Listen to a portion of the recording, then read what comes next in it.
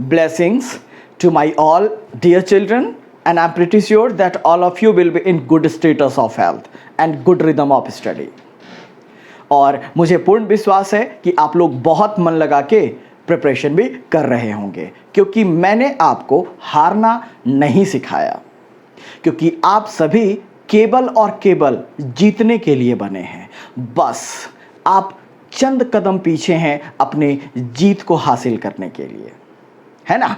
तो हारना, झुकना, थकना, गिरना मना है अभी आपको, तब तक जब तक कि आप अपने मंजिल को हासिल नहीं कर लेते हैं, है ना। ये बात है।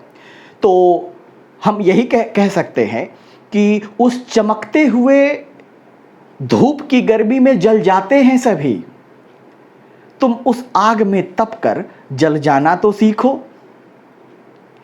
ऊंची उड़ान भरकर डर कर लौट जाते हैं सभी, तुम उस आसमां की ऊंचाई में जाकर उसमें गुम हो जाना तो सीखो। तो चलिए इसी के साथ हम लोग आज का टॉपिक स्टार्ट करते हैं। आज का हमारा इस चैप्टर का लास्ट टॉपिक है। पिछले सेशन में आपने ड्रग्स टॉपिक को हर प्रकार से देख लिया और मैंने आपको कहा था कि इसमें से एक भी क्वेश्चन नीट में स्किप नहीं होगा। This is my guarantee to you. हमने आज का जो टॉपिक लिया है वो है वैक्सीनेशन एंड इम्यूनाइजेशन। वैसे हमने ये टॉपिक पहले भी देख चुका है हमने, लेकिन वहाँ थोड़ा शॉर्ट में देखे थे। हम चाहते थे कि वैक्सीनेशन इम्यूनाइजेशन का एक अलग वीडियो हो, स्पेशल वीडियो हो, क्योंकि ये बहुत इंपॉर्टेंट टॉपिक है। So this session will be last session of this chapter, human health and diseases. तो चलिए शुरू करते हैं वैक्सीनेशन एंड इम्यूनाइजेशन। वैक्सीनेशन और इम्यूनाइजेशन दोनों थोड़े थोड़े अलग अलग प्रोसेस हैं। तो सबसे पहले मैं ये बता दूं आपको, चाहे वो वैक्सीनेशन हो चाहे वो इम्यूनाइजेशन हो, दोनों एक ही बेसिक प्रिंसिपल या प्रॉपर्टी पे आधारित होता है। So vaccination and immunisation are based on the memory of immune system. हमारे इम्यून सिस्टम के द्वारा जो मेमोरी सेल बनाया जाता है, उसी मैकेनिज्म पे वैक्सीनेशन इम्यूनाइजेशन वर्क करते हैं। ओके, ये भी समझाएंगे कि कैसे मेमोरी पे डिपेंड करता है ये। तो सबसे पहले मान लीजिए कि हमने वैक्सीन को इंट्रोड्यूस किया किसी पर्सन के बॉडी में। वैक्सीन क्या हो सकता है, तो आपको मैंने बताया था कि ये वैक्सीन हो सकता है इनएक्टिवेटेड पैथोजन हो सकता है, या वीकेंड पैथोजन हो सकता है ना। और वीकेंड को आप एक और चीज से बोलते हो, एटेन्युएटेड, कमजोर किया हुआ पैथोजन हो सकता है, या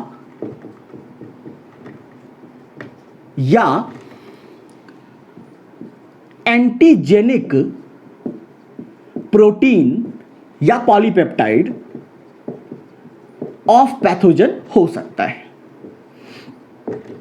आप याद करें ना, जब हम आपको वैक्सीन पढ़ाए थे तो मैंने आपको कहा था कि मान लीजिए कि ये पैथोजन है, राइट। मान लीजिए ये पैथोजन है। ये पैथोजन कोई भी हो सकते हैं, बैक्टीरिया हो सकता है, वायरस हो सकता है, कोई भी ऑर्गेनिज्म जो डिजीज काउज करता हो वो पैथोजन है ना, पता तो है आपको।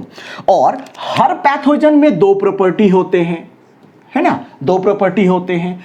एक होता है एंटीजेनिक प्रॉपर्टी, यानी जो हमारे शरीर में आकर के हमारे इम्यून सिस्टम को ललकारेगा और एंटीबॉडी बनाने के लिए प्रेरित करेगा। तो ये एंटीजेनिक आर्म कहो या प्रोटीन कहो या पॉलीपेप्टाइड कहो, नहीं, प्रॉपर्टी कहो, जो कहो। और एक होता है डिजीज काउजिंग प्रॉपर्टी।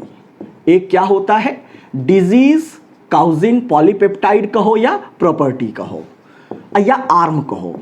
तो किसी भी पैथोजन में दो प्रॉपर्टी होते हैं, एक एंटीजेनिक यानी जो हमारे शरीर में आकर के एंटीबॉडी बनाने के लिए प्रेरित करेगा, और एक डिजीज काउजिंग। तो मान लीजिए अगर हमारे साइंटिस्ट ने इस आर्म को, इस पॉलीपेप्टाइड को हटा दिया और तब केवल इस प्रॉपर्टी, पैथोजन के इस प्रॉपर्टी को बॉडी में इंट्रोड्यूस किया, इनॉकुलेट किया गया,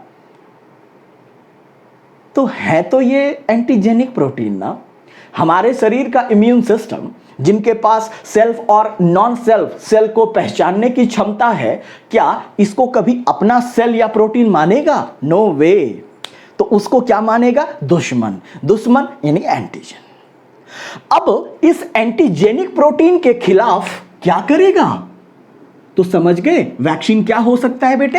इनएक्टिवेटेड या वीकेंड, कमजोर किया हुआ या एक्टिव नहीं है वो, या एटेन्यूएटेड पैथोजन कहिए, या एंटीजेनिक पॉलीपेप्टाइड ऑफ पैथोजन कहिए। तब जब इसको बॉडी में इंट्रोड्यूस किया जाता है तो क्या करेगा हमारा बॉडी? तो हमारा बॉडी प्रोड्यूस करेगा, बॉडी प्रोड्यूसेस एंटीबॉडीज। किस लिए? गुल्ली डंडा खेलने के लिए? अरे नहीं यार, तो न्यूट्रलाइज करने के लिए। न्यूट्रलाइज किसको?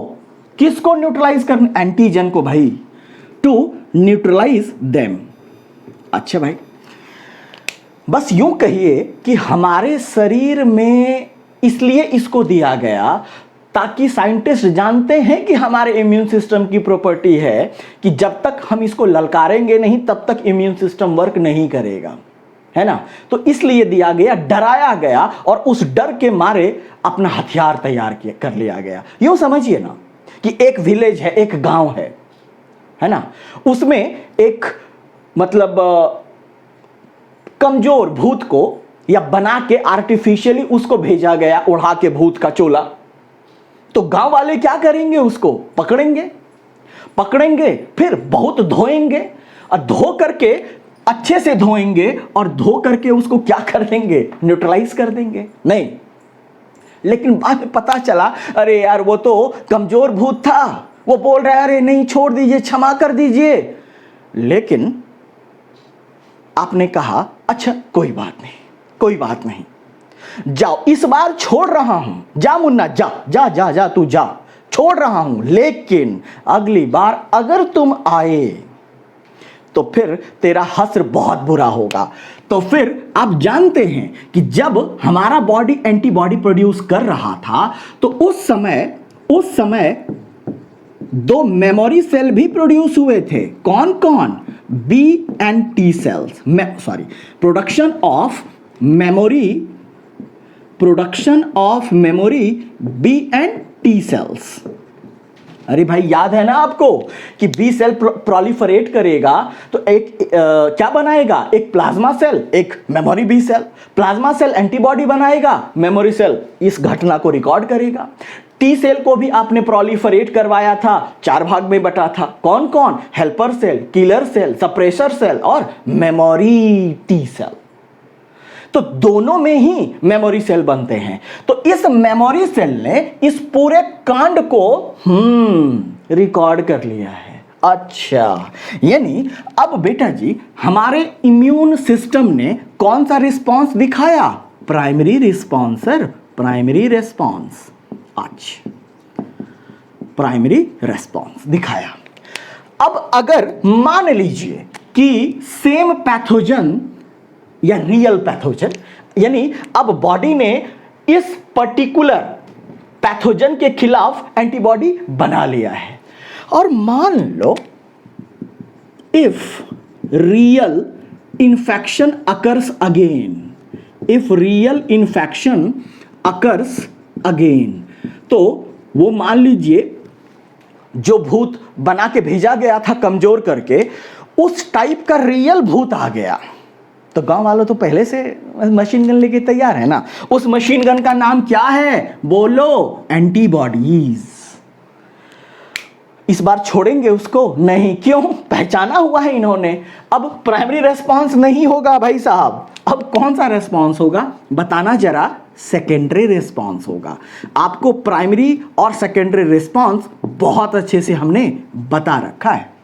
अब क्या होगा, तो अब मुझे बताने की जरूरत नहीं है कि अब क्या होगा। तो अब सिंपली क्या करेगा, मैसिव, या ऐसे करो, destroy रियल पैथोजन या इंफेक्शन या एंटीजन जो अभी आया है रियल वाला, मान लीजिए घूमते रहता है इन्वायरमेंट में, हो सकता है real antigen with massive production of antibodies. पहले तो बना के रखा था, लेकिन अब तो ये दुगुना तिगुना बना लेगा, production of machine gun antibodies.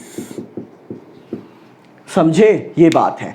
अब देखिए ना, मैंने दो टर्म लिखा है ऊपर, वैक्सीनेशन एंड इम्यूनाइजेशन। अब दोनों को समझिए प्लीज, थोड़े से अंतर है। वैक्सीनेशन मतलब होता है just administration of vaccine into body. नहीं, अगर शरीर में वैक्सीन को एडमिनिस्टर किया गया, इनोकुलेट किया गया, तो उसको हम वैक्सीनेशन बोलते हैं। लेकिन इसके बाद जो ये इम्यून रेस्पॉन्स डेवलप हुआ ना, this is immunisation. Now this person is immunised against a particular antigen, pathogen, जो कहिए आप, समझ रहे हो। मान लो हमने पोलियो वैक्सीन की बात करा, तो पोलियो वैक्सीन में क्या है, पोलियो वायरस के इनएक्टिवेटेड एंटीजेनिक प्रोटीन है, तो वो शरीर में डाला गया। अच्छा, ये शरीर में दो तरह से डाला जा सकता है बेटे, कौन कौन, या तो इसको इंजेक्शन के रूप में इंट्रोड्यूस किया जाता है या ऑरली किया जाता है ना।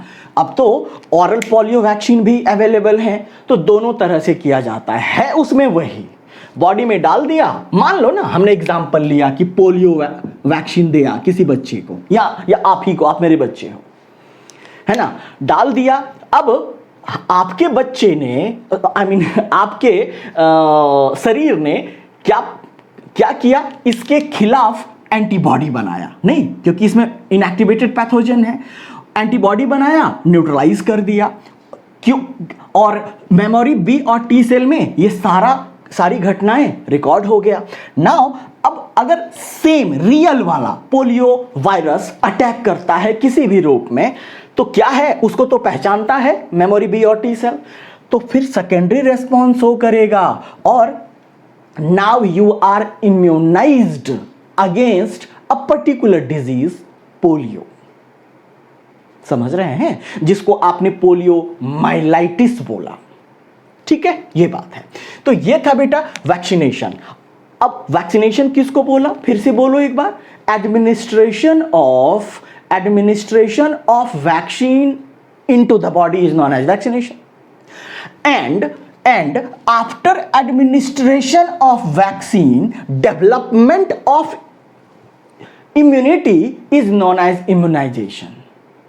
तो किसी पर्टिकुलर डिजीज के लिए वो बंदा या वो पर्सन जिंदगी भर के लिए, लाइफ टाइम के लिए इम्यूनाइज्ड हो गया। लेकिन कोई जरूरी नहीं है कि वो लाइफ टाइम के लिए रहे, क्या पता वो पैसिव इम्यूनिटी हो, क्या पता वो एक्टिव इम्यूनिटी हो, डिपेंड करता है कि किस टाइप का इम्यूनिटी बनेगा। नहीं, ये बात है। अगर मान लीजिए कि एंटीटॉक्सिन दिया गया, वो भी तो वैक्सीन है।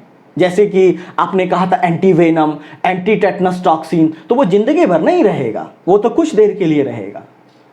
तो डिपेंड करता है कि हम किस टाइप का वैक्सीन उसको देते हैं। तो ये था वैक्सीनेशन और इम्यूनाइजेशन का कॉन्सेप्ट, आप जरूर समझ गए होंगे।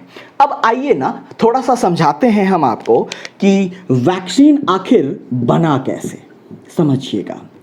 और वैक्सीन नाम क्यों पड़ा, वैक्सीन मतलब क्या होता है। बेटे, वैक्सीन जो टर्म है, यह एक लैटिन टर्म वैक्स से बना है या वैक्सा से बना है। इसका मतलब होता है काउ, गाय। अब आप कहेंगे सर कहां वैक्सीन कहां गाय, ये कौन सी बात कर दी आप। वैक्सीन बनाने का आइडिया सबसे पहले आया था एडवर्ड जेनर को। यह बात है 18वीं शताब्दी की, जब इंग्लैंड में एक बहुत बड़ा महामारी यानी एपिडेमिक आया था स्मॉल पॉक्स। उन्होंने देखा एडवर्ड जेनर साहब ने कैसे आइडिया आया उनको वैक्सीन बनाने का, वो बताता हूं। और दुनिया में सबसे पहला वैक्सीन एडवर्ड जेनर ने स्मॉल पॉक्स का वैक्सीन बना करके दुनिया वालों को दिया। ठीक है, तो कैसे आइडिया आया ये समझिए। तो एडवर्ड जेनर ने देखा कि भाई स्मॉल पॉक्स से बहुत लोग मर रहे हैं, बहुत लोग मर रहे हैं। लेकिन एक बात उन्होंने नोट किया, क्या कि ऐसे पर्सन जो रूरल एरियाज में रहते थे और खास करके कैटल्स के आसपास रहते थे, गाय वगैरह के आसपास रहते थे, उसको स्मॉल पॉक्स कुछ नहीं बिगाड़ पाया। हाँ, फीवर हुआ था, वो ठीक हो गया। तो एडवर्ड जेनर साहब का माथा ठनका। उन्होंने क्या किया, उन्होंने एक एक्सपेरिमेंट करने के लिए सोचा। और आपको मैं बताऊं कि उस समय, यानी ये बात 18वीं शताब्दी की है, और तब उन्होंने एक 8 साल के बच्चे, नाम है उसका जेम्स फिप्स, को चुना। और धन्य है वो माता, मदर, जिन्होंने एक्सपेरिमेंट के लिए अच्छे खासे हेल्दी लड़के को एक्सपेरिमेंट के लिए दे दिया। मैं भी उस माता को थैंक यू बोलता हूं। क्या पता कुछ भी हो सकता था, है ना। फिर पता चला उनको, एडवर्ड जेनर साहब को, कि भैया एपिडेमिक जरूर स्मॉल पॉक्स का फैला है, लेकिन जो लोग रूरल एरियाज में गाय वगैरह के आसपास थे उनको काउ पॉक्स हुआ था। यानी छोटे छोटे दाने हुए थे, पुस्टूल्स हुए थे, और थोड़ा सा फीवर आया, फिर वो ठीक हो गए। इसका मतलब उन्होंने निकाला कि जो पर्सन को काउ पॉक्स हो चुका है वो अब इम्यूनाइज्ड हो गया है, क्योंकि उनके बॉडी में एंटीबॉडी बन चुके हैं और स्मॉल पॉक्स को भी वो रोक सकता है। तब वो इस कंक्लूजन पे आए कि काउ पॉक्स का वायरस और स्मॉल पॉक्स का वायरस में बहुत सिमिलरिटी है। जिसको काउ पॉक्स हुआ था उसको स्मॉल पॉक्स कुछ नहीं बिगाड़ पाया। क्यों? क्योंकि दोनों लगभग एक ही टाइप के वायरस थे, और जिसको काउ पॉक्स हुआ वो इम्यूनाइज्ड हो चुके हैं, उनके बॉडी में अब वो एंटीबॉडी बन चुका है। स्मॉल पॉक्स आया, थोड़ा सा फीवर हुआ, लेकिन वो मरे नहीं। और फिर जेम्स फिप्स पे इन्होंने वही किया कि ये रूरल एरिया में जेम्स फिप्स को ले गए, 8 साल के बच्चे को। फिर उन्होंने जो है, एक लेडी थी, उनका नाम था सारा नेम्स, जो कि काउ पालती थी, गाय पालती थी। उन्होंने क्या किया कि सारा नेम्स को काउपॉक्स हुआ था, तो उनके पुस्टूल से मटेरियल निकाल करके, जो 8 साल का बच्चा था जेम्स फिप्स, उनके हैंड पे एक कट बनाए और उसमें उस मटेरियल को, काउपॉक्स के मटेरियल को डाल दिया। उन्होंने देखा कि इसको भी थोड़ा सा फीवर आया और कुछ नहीं हुआ। फिर तब कुछ महीने बाद उन्होंने स्मॉल पॉक्स के वायरस को इनॉकुलेट किया था उनके बॉडी में, उसी मटेरियल को। उन्होंने देखा, फिर फीवर हुआ, इसको कुछ नहीं हुआ। वहां से एडवर्ड जेनर को आइडिया आया वैक्सीन को बनाने का। बड़ा इंटरेस्टिंग था ना स्टोरी, नहीं? तो वहीं से आया। तो अब पता चला आपको कि नाम वैक्सीन क्यों पड़ा, क्योंकि ये काउ पॉक्स से ही आइडिया आया था उनको, इसीलिए नाम रख दिया उन्होंने वैक्सीन। ओके, ये बात है। और एक और इंटरेस्टिंग बात बताएं आपको, जिस घर में एडवर्ड जेनर के घर में उस बच्चे को एक्सपेरिमेंट किया गया था, जेम्स फिप्स नामक बच्चे पे, वो घर उन्होंने गिफ्ट कर दिया, और आज भी वो कॉटेज जेम्स फिप्स के नाम पे है। इंटरेस्टिंग था। चलो, तो ये आपने देख लिया कि वैक्सीन का डिस्कवरी कैसे हुआ। बेटे, वैक्सीन का टर्म किसने दिया ये तो अब आपको खूब अच्छे से पता है। Term vaccine was given by Edward Jenner. Edward Jenner ने दिया था, एंड ही इंट्रोड्यूस्ड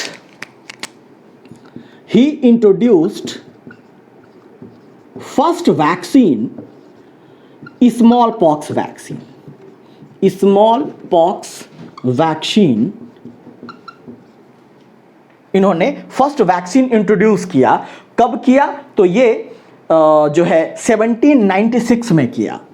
इन 1796 96 में किया। ओके, सो ये याद रखना है आपको। एडवर्ड जेनर का योगदान, बहुत बड़ा इनका योगदान है वैक्सीन के क्षेत्र में। अच्छा, अब अभी मैं तुरंत बताया आपको कि जो वैक्सीनेशन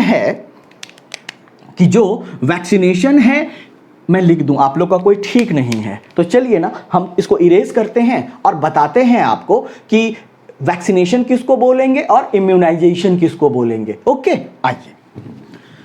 तो आप समझ गए हमने ये सेंटेंस क्यों लिखा कि vaccination and immunisation is based on memory of immune system. ये देखो ना, इसी पे आधारित है ना। जब दूसरे बार आएगा तो इसको सब याद है कि क्या क्या कांड हुआ, तो पूरा चूर देगा एकदम, है कि नहीं?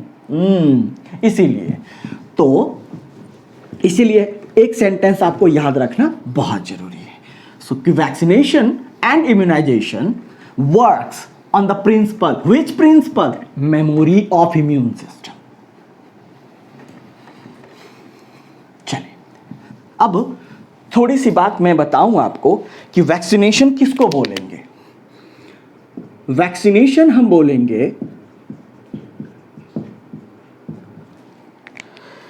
एडमिनिस्ट्रेशन ऑफ या इनॉकुलेशन ऑफ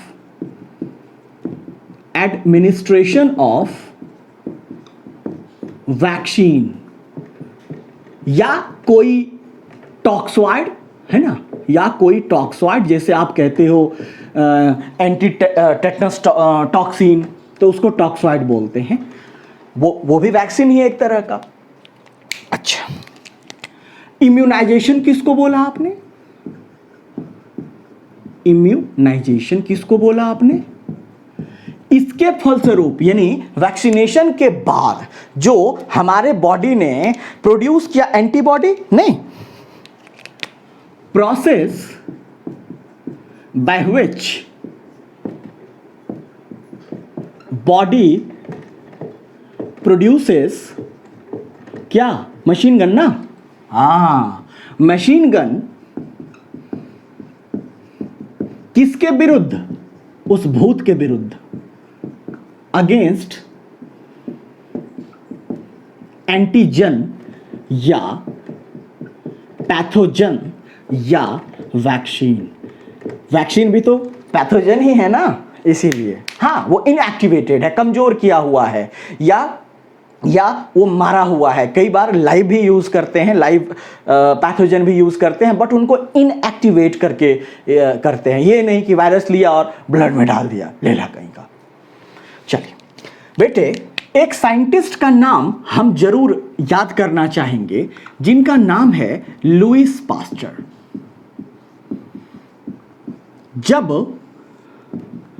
जब एडवर्ड जेनर साहब ने आइडिया दिया ये दुनिया को कॉपॉक्स और स्मॉल पॉक्स के बारे में, तो लुईस पास्चर ने उनको हामी भरी। हाँ बोले, हाँ जेनर साहब एकदम सही कह रहे हैं। तो लुईस पास्चर साहब का क्या योगदान है? तो इन्होंने हमें यह बताया कि आखिर किसी भी एंटीजन, पैथोजन को इनएक्टिवेट कैसे किया जाता है, और फिर इन्होंने कई वैक्सीन्स हम दुनिया वालों को दिया। लुईस पास्चर ने कौन कौन, देखिए ना। ही डिस्कवर्ड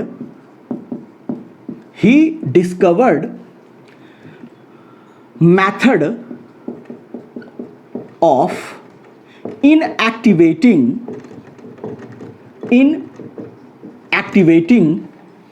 पैथोजन, वो डिस्कवर किया और तैयार किया कौन कौन vaccine? Anthrax vaccine and rabies vaccine, जिसको आप हाइड्रोफोबिया कहते हो, पढ़ चुके हो आप, है ना। ये बात है, एंथ्रैक्स और रैबीज वैक्सीन का डिस्कवरी किया। बेटे, अब हम लगे हाथ देखते हैं हम एंटी टेटनस टॉक्सिन किसको बोलते हैं। ओके, तो आइए देखते हैं टेटनस एंटीटॉक्सिन।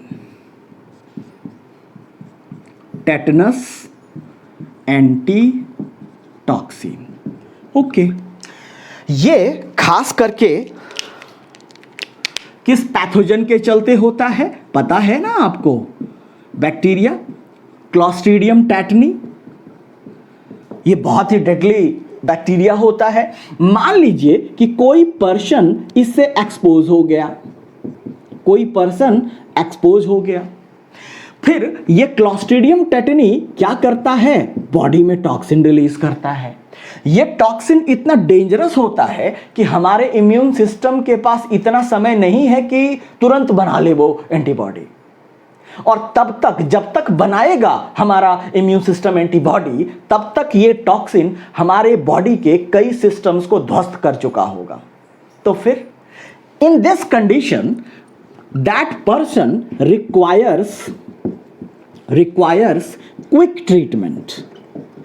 Quick treatment. हमारे बॉडी में भी बनेगा, लेकिन आपको पता है ना प्राइमरी रेस्पॉन्स देर से होता है, तो उतना देर नहीं सहने देगा ये टॉक्सिन, तब तक मार देगा हमें, तो तब तुरंत चाहिए। तब इस कंडीशन में क्या दिया जाता है, प्रीफॉर्म, पहले से बना हुआ या रेडीमेड एंटीबॉडी दिया जाएगा, रेडीमेड एंटीटॉक्सिन दिया जाएगा, या एंटीबॉडी बोलो, रेडीमेड एंटीबॉडी दिया जाएगा,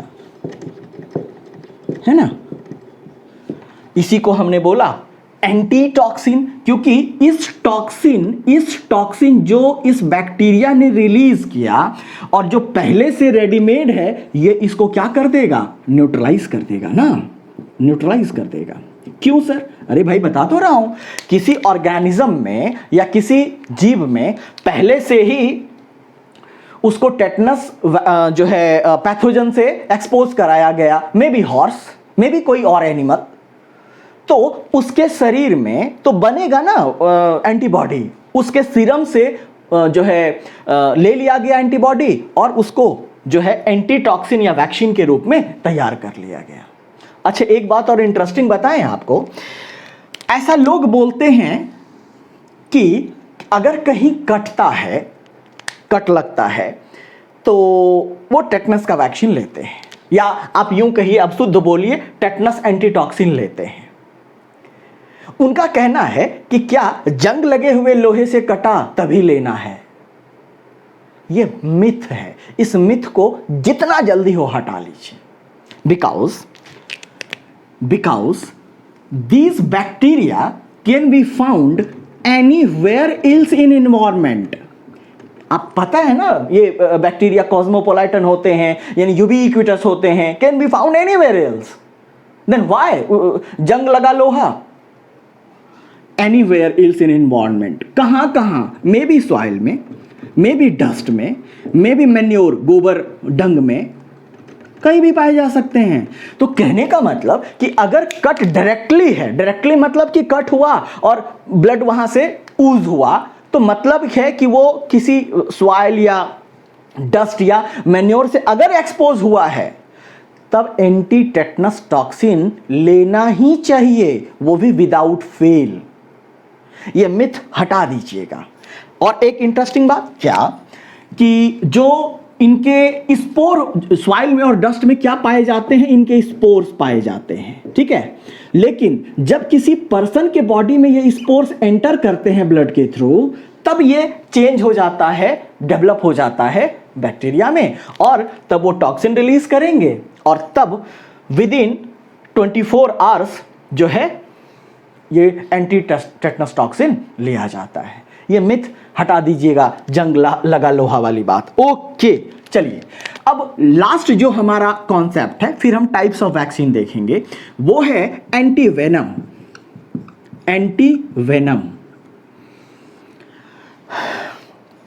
वेनम मतलब होता है विष, है ना। वेनम मतलब क्या होता है, विष। और ये आपके फेवरेट एनिमल देते हैं, खास करके पता है ना आपको, आपका फेवरेट, आपका फेवरेट एनिमल कौन नहीं जानता है, तुम लोग गले में लगा के घूमते तो हो, नहीं, है ना। ये देखो आप लोग का है।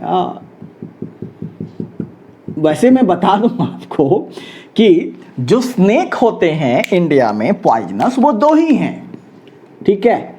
एक आपका फेवरेट कौन, करैत, जिसको आपने बैंगरस बोला था, और एक कौन, कोबरा, जिसको आपने नाजा बोला था। यही पॉइजनस स्नेक होते हैं इंडिया में। मान लीजिए कि ये कोई अंकल हैं, बट अब मेरे बच्चे को डांटे थे और बदला निकालना है। बदला हम लोग ऐसे नहीं निकालेंगे, थोड़ा तड़पा के बदला निकालेंगे। वो क्या, हमने बोला कि ए स्नेक बाबू तुम लोग के गले में रहता है ना, तो बोल जाओ इसके पैर में डस लो, है डस लिया। अब इसने क्या डाल दिया, अंकल के बॉडी में वेनम डाल दिया। और ये वेनम का नेचर यानी प्रॉपर्टी कैसा है, न्यूरोटॉक्सिक है। ये क्या है, न्यूरोटॉक्सिक है। ये जो इंडियन पॉइजनस स्नेक होते हैं उनके वेनम यानी विष किस नेचर के होते हैं, न्यूरोटॉक्सिक होते हैं, यानी ये न्यूरॉन सेल्स को डिस्ट्रॉय करना शुरू कर देगा। तो अब इस अंकल का जो नर्वस सिस्टम है यानी न्यूरॉन्स है वो डिस्ट्रॉय होना शुरू हो जाएगा। तब क्या इस अंकल के इम्यून सिस्टम एंटीबॉडी नहीं बनाएंगे? बनाएंगे ना, बनाएंगे। लेकिन इस वेनम का जो रिएक्शन टाइम है इतना फास्ट है कि सेकेंडरी रेस्पॉन्स आते आते तो ये अंकल का गंगा लाभ हो जाएगा भैया। नहीं, तब मेरे बच्चों के पास आए, मेरे बच्चे डॉक्टर हैं यानी आप, तो फिर आपने कहा ए अंकल जी आप डांटे थे इसलिए ये सब हुआ, आप मत डांटा कीजिए बच्चों को, इसीलिए एंटीवेनम आपको चाहिए। तो एंटीवेनम क्या है, यह भी प्रीफॉर्म्ड या रेडीमेड एंटीबॉडी है। रेडीमेड एंटीबॉडी है, यानी आपको तब भी बताया था कि खास करके एंटीवेनम कैसे बनाया जाता है। तो किसी हॉर्स में क्या किया जाता है कि स्नेक के वेनम को इंट्रोड्यूस कराया जाता है एकदम थोड़े से मात्रा में। ये नहीं कि हॉर्स मर जाए, है ना, ये मर जाएगा हॉर्स को अगर ज़्यादा देंगे तो। और ये नहीं है कि हॉर्स को स्नेक अगर बाइट करेगा तो हॉर्स नहीं मरेगा था कहीं का। तो हॉर्स में थोड़ा सा वेनम डाला जाता है ताकि इनके शरीर में, हॉर्स के शरीर में क्या बने, उस वेनम के खिलाफ एंटीबॉडीज बने।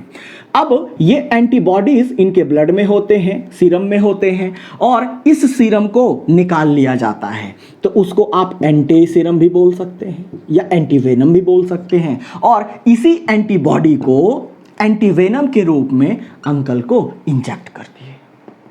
अंकल बच गए और आप लोगों को थैंक यू बोले, ये कहने के साथ साथ कि भैया अब नहीं डांटेंगे। हाँ भाई, मेरे बच्चे को मेरे सिवा कोई नहीं डांट सकता है।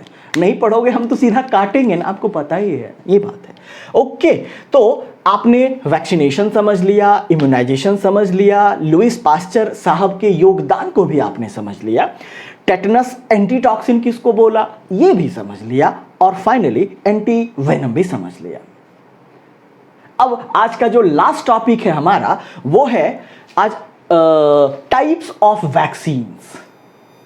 चलिए अब हम देखते हैं टाइप्स ऑफ वैक्सीन। आपका समय बचाने के लिए मैं लिख दिया हूं।